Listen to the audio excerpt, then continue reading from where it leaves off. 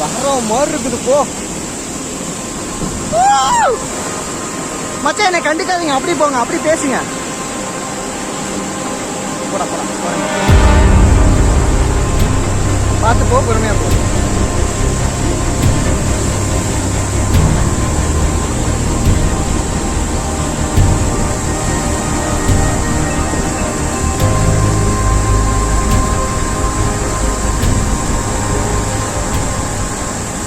திண்டுக்கல் மாவட்டம் ஒட்டன்சத்திரம் அருகே விருப்பாட்சியில் மேல் தலையூத்து அருவி உள்ளது.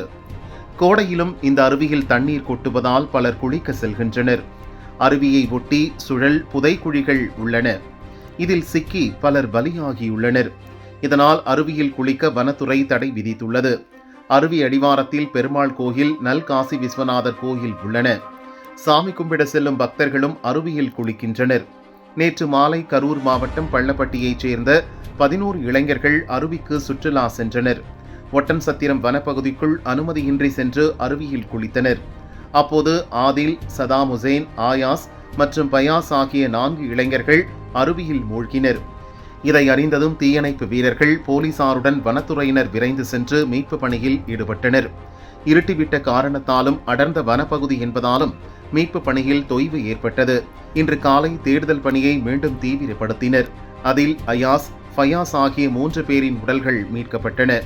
சதாம் உசேன் உடலை மீட்கும் பணி தொடர்ந்து நடக்கிறது. இதனிடையே உயிரிழந்த 4 இளைஞர்கள் அருவிக்கு செல்வதற்கு சில நிமிடங்களுக்கு முன் தங்களது செல்போனில் எடுத்த வீடியோ வெளியாகியுள்ளது.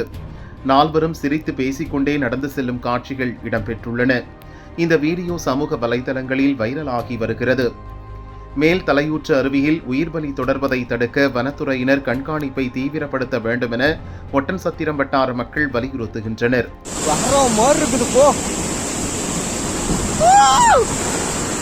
மச்சான் என்னை கண்டுக்காதீங்க, அப்படி போங்க, அப்படி பேசுங்க. போடா போடா,